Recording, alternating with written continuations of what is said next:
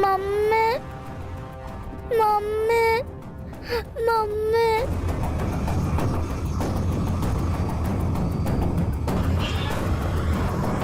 Mummy mummy mummy. అరే బుడ్డోడా, నీకోసం tiffin తీసుకొచ్చాను, తిందురా.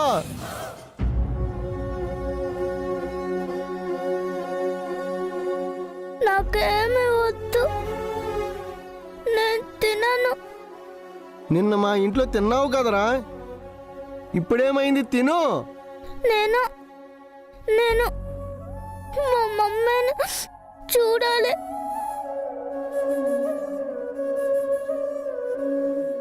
మీ వాళ్ళు డబ్బులతో వస్తున్నారు. వాళ్ళు డబ్బులు ఇవ్వగానే నిన్ను వదిలేస్తాం. నువ్వు ఇంటికి వెళ్ళిపోదు కానీ ముందు నువ్వు టిఫిన్ తిను. అయితే నేను ఇంటికి వెళ్ళాక మా మమ్మీ చేత్తో తింటాను. బాగా మొండోళ్ళలాగా ఉన్నాడు. మా మమ్మీ కూడా ఆకలితో ఉంటుంది.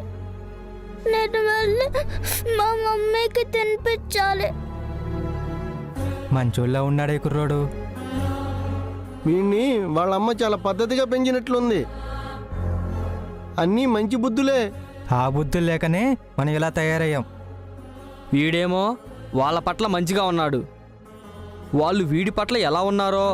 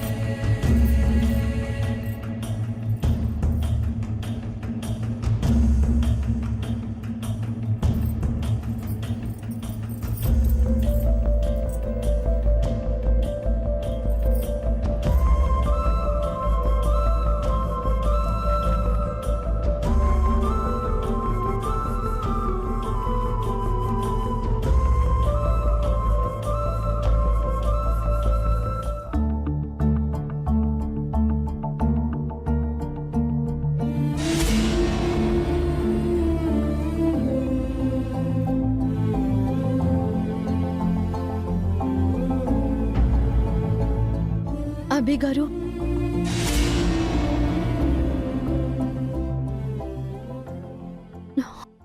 తీసుకోండి.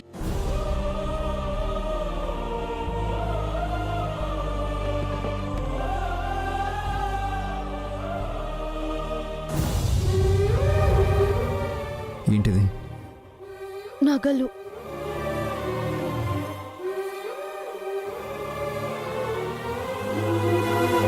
ఎందుకు? బన్నీని విడిపించడానికి. అందుకు డబ్బులు ఇస్తున్నాం కదా. మీ డబ్బులొద్దు, నా నగలు ఇవ్వండి.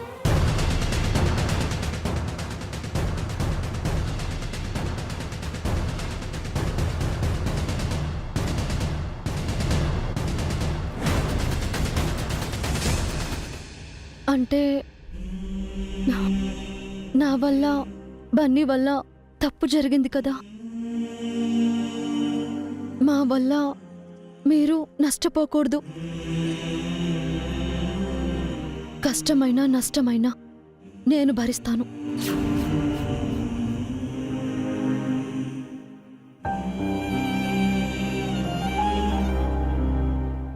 నా ఉద్దేశం మిమ్మల్ని అవమానించాలని కాదు. మీపై బరువు పెట్టకూడదు అని. భర్త అంటే అర్థం మీకు తెలిసే ఉంటుందనుకుంటున్నాను. భర్త అంటే భరించువాడు. భరించడం అంటే కష్టము సుఖం, లాభము నష్టము అన్నీ.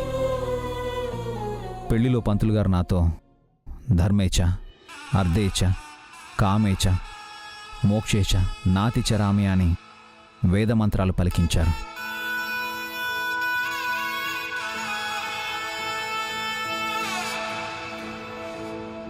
వాటికి అర్థం కూడా ఇదే. ఈ విషయంలోనూ ఎప్పటికీ మీ చెయ్యి వదలనని అగ్నిసాక్షిగా ప్రమాణం చేశాను.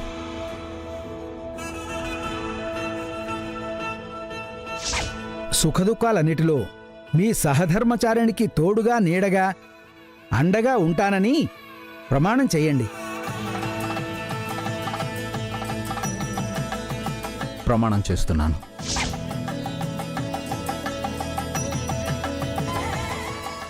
ఎప్పుడైతే మీ మెడలో నేను 3 ముళ్ళు వేశానో ఆ క్షణమే మీరు నా వారు, నేను మీ వాడిని అయ్యాం.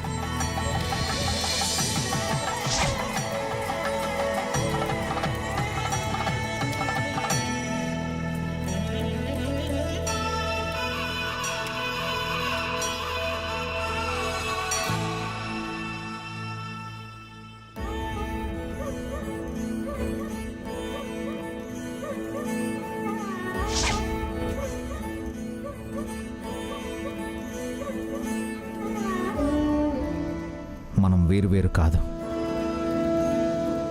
మీ కష్టమైన సుఖమైన నాది కూడా. మీ మొత్తం బాధ్యత నాది.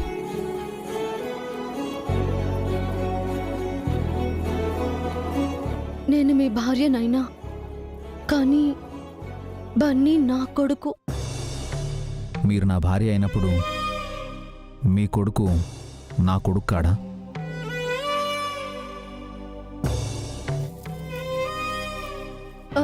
కానీ బన్నీ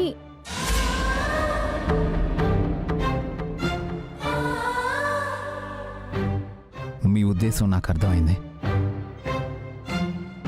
ఆ మాట మీ నోటి నుంచి నేను వినాలి అనుకోవడం లేదు. ఎలా మీరు అను కీర్తిలకు అమ్మయ్యారో అలా నేను బన్నీకి నాన్ననయ్యాను.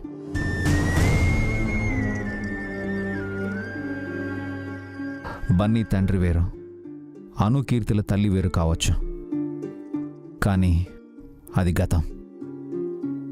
ఇప్పుడు ఆ ముగ్గురికి మనమే తల్లిదండ్రులం, మనమే అమ్మా నాన్నలం, మనమే గార్డియన్స్.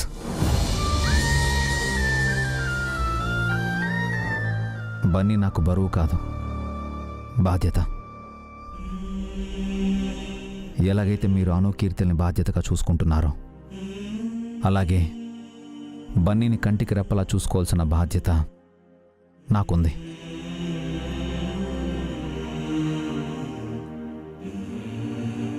ఇంకెప్పుడు మీరు వేరు నేను వేరు, మన పిల్లలు వేరు అనే భావన మీ మనసులో రానివ్వకండి.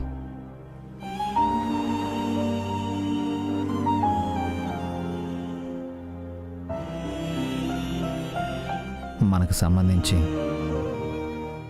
బన్నీ మన పెద్ద కొడుకు.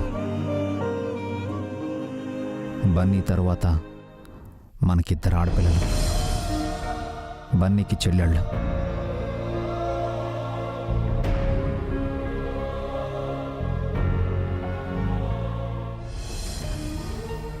నిన్నటి నుంచి మీరు ఏడుస్తూనే ఉన్నారు, రాత్రంతా కూడా ఏడుస్తూనే ఉన్నారు. నాకు చాలా గిల్ట్గా ఉంది. పక్కనే ఉండి ఓదార్చలేకపోతున్నాను. అదేం లేదండి. నేను అర్థం చేసుకోగలనండి. అలాగే మీకు ప్రామిస్ చేస్తున్నాను, బన్నీ ఎక్కడున్నా క్షేమంగా తిరిగి తీసుకొస్తాను. నాపై నమ్మకం ఉంచండి.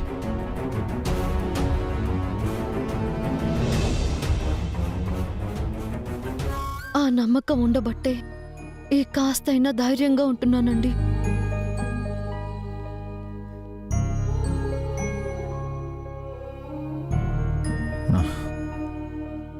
నాకు ఎక్కువ మాట్లాడే అలవాట్లేదు. తక్కువ మాట్లాడితే మీరు అపార్థం చేసుకుంటారేమో అని ఈ మాత్రం చెప్పాల్సి వచ్చింది. నేను మిమ్మల్ని ఇన్నాళ్ళు అపార్థం చేసుకున్నానండి. ఇప్పుడిప్పుడే అర్థమవుతున్నారు. ఎంత డబ్బిచ్చైనా సరే మన బన్నీని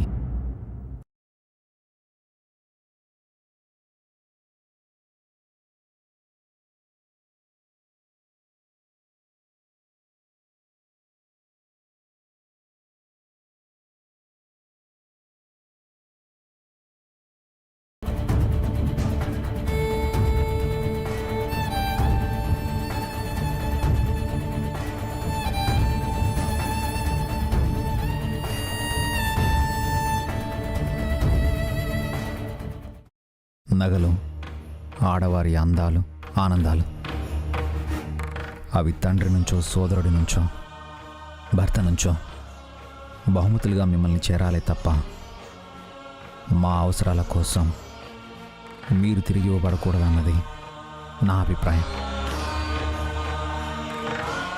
ఇంకొకసారి నేను మిమ్మల్ని ఇలా చూడకూడదు.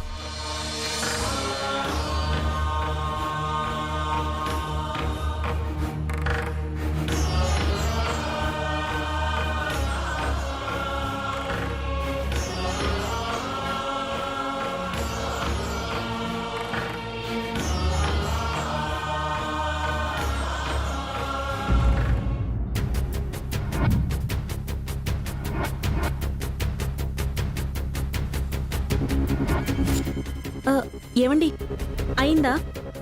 సర్దుతున్నాను పావని. ఇంకెంతసేపు లెక్క పెడతారు? టైం అవుతోంది. ఇప్పుడు కూడా లెక్కల్లో వీక్ అయితే ఎలా అండి? అది కాదు పావని, వాళ్ళు అడిగిన దానికన్నా 5,000 10,000 ఎక్కువ సర్దినా పర్వాలేదు. అదే తక్కువైతే వాళ్ళు బన్నీని ఏమని చేస్తారేమో అని 1-2 సార్లు లెక్క పెడుతున్నాను. సారీ అండి, మీ మనసు తెలుసుకోకుండా నొప్పించాను. అనయ్య, అయిందా? అయిపోయింది అభి. అంతా కరెక్ట్గానే ఉంది కదా? అన్నీ కరెక్ట్గా ఉన్నాయి.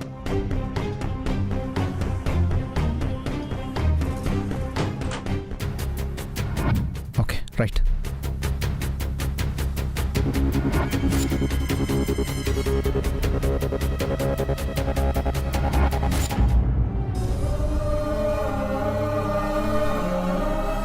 బస్సు, బాధపడకు, పద.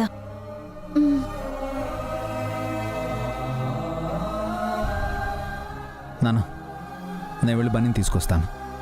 ఒక్క నిమిషం అభి.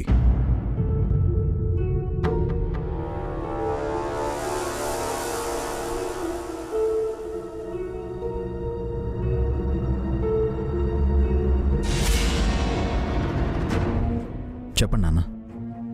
నిన్న మీ అమ్మ డబ్బులిచ్చి బన్నీని విడిపించుకురావడం మంచిది కాదని చెప్తే కోప్పడ్డాను. కానీ ఇప్పుడు ఆలోచిస్తుంటే తను చెప్పింది కరెక్టే అనిపిస్తోంది.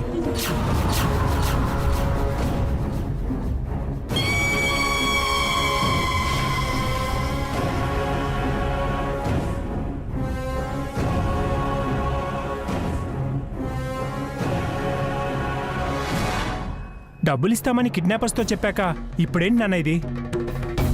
భాస్కర్, నాన్న చెప్తున్నారు కదా, మధ్యలో నువ్వు కల్పించుకోవద్దు. సొసైటీలో మన ఫ్యామిలీకంటూ ఒక వాల్యూ ఉంది.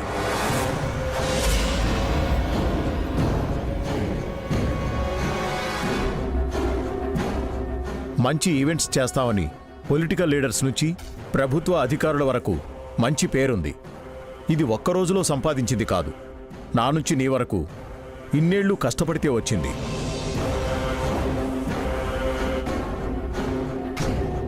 ఇప్పుడిలా ఇల్లీగల్గా డబ్బులిచ్చి పిల్లాన్ని విడిపించుకుంటే రేపు ఈ విషయం బయటికి పొక్కితే ఉన్న పేరు పోయి చెడ్డ పేరు వస్తుంది.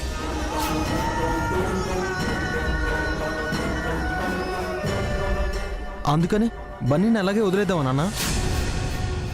పెద్దవాళ్లు మాట్లాడుతుంటే మధ్యలో మాట్లాడొద్దని నీకెన్నిసార్లు చెప్పాలి అఖిల్? బన్నీని వదిలేయమని చెప్పట్లేదు. చట్ట ప్రకారం వెళ్దాం, పోలీసులకు కంప్లైంట్ చేద్దాం. బన్నీని పోలీసులే వెతికి తీసుకొస్తారు.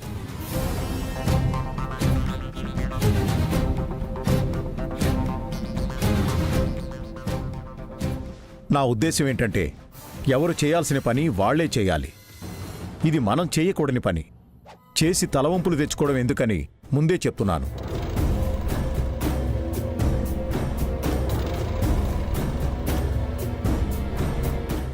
ఏమంటావు అభి?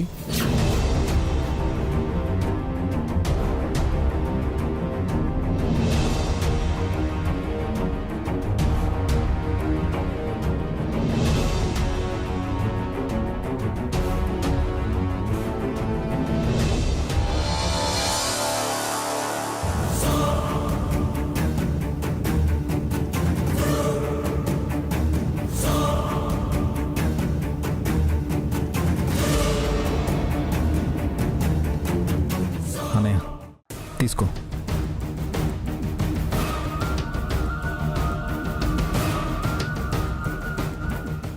ఇదేంటి, వాళ్ళ నాన్నగారి మాట వింటున్నారు. ఇప్పుడు బన్నీ పరిస్థితి ఏంటి?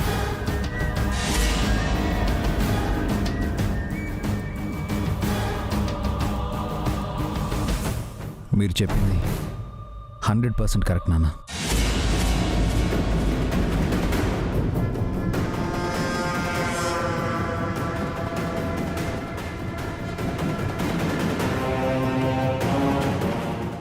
మనం కష్టపడి ఎదిగాం, పైసా పైసా కూడబెట్టి డబ్బు పేరు సంపాదించుకున్నాం. మనం ఉంటున్న ఈ స్థితిలో చట్టవిరుద్ధమైన పనులు చేయకూడదు.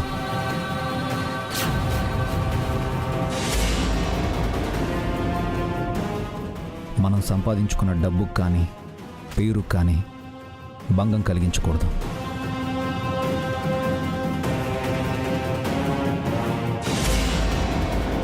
కానీ నాన్న, ఒక మనిషి ప్రాణం వీటన్నిటికన్నా విలువైనది.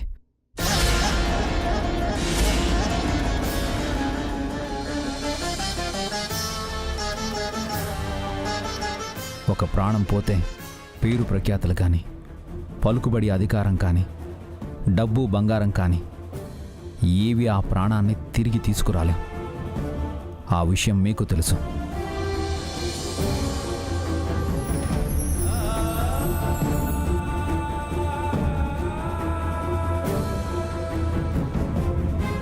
ఇప్పుడు బన్నీ ప్రాణాలకొచ్చిన ఆపద ఏం లేదు కదా అభి? ఒక మనిషి ఈ భూమి మీదకి రావడానికి 9 నెలలు పడుతుంది. ఆ మనిషి ప్రాణం ఈ భూమి మీద నుంచి పోవడానికి 9 క్షణాలు కూడా పట్టకపోవచ్చు.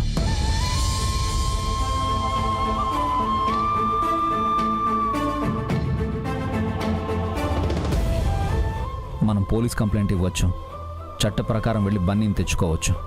కానీ అది ఇప్పుడు చేయాల్సింది కాదు, ముందే చేసి ఉండాల్సింది.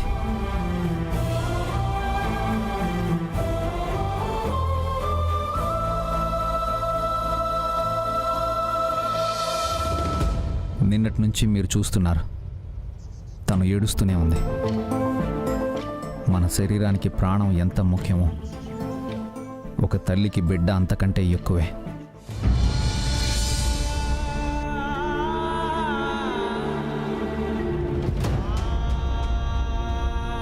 ప్రాణం లేకపోతే మనం బతకలేనట్టే, బిడ్డ లేకపోతే ఆ తల్లి బతకలేదు. పేరు, పలుకుబడి, డబ్బు, బంగారం ఏవి ఆ తల్లికి ఆ బిడ్డతో సమానం కావు.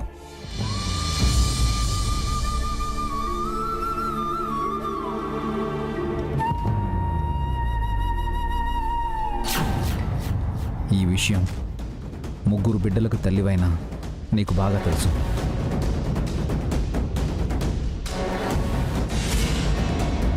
పోలీసులకు చెప్తే చిటికలో బన్నీని తీసుకొస్తారా అభి? కావాలంటే కమిషనర్ గారితో రికమెండ్ చేయిద్దాం. మినిస్టర్ గారు మనకు తెలిసిన వాళ్లే కదా, ఆయనతో చెప్పిద్దాం. ఐఎమ్ సారీ నాన్న, బన్నీ నా కొడుకు.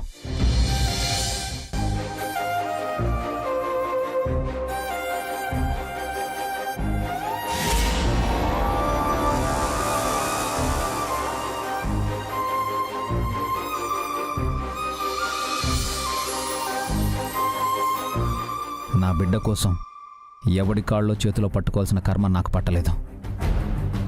ఈ డబ్బు కూడా నాకు అవసరం లేదు. నా భార్య కన్నీళ్లు తుడవడానికి నా కొడుకుని తిరిగి తీసుకురావడానికి నేను వెళ్తున్నాను.